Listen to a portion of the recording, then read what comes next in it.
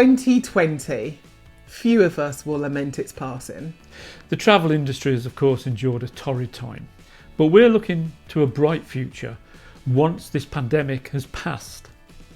We need to focus now on moving the travel industry forward. The future will be different, so we need to think differently, both as travel industry professionals and as content creators and media.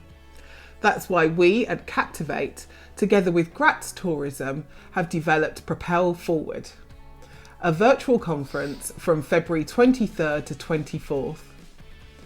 It will provide the roadmap for the travel industry's recovery in 2021 and beyond.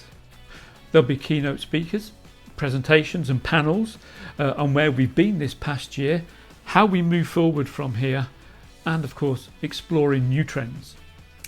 There will also be open and scheduled networking, a chance for you to meet with colleagues and spark new ideas for working together, plus fun events and a whole lot more.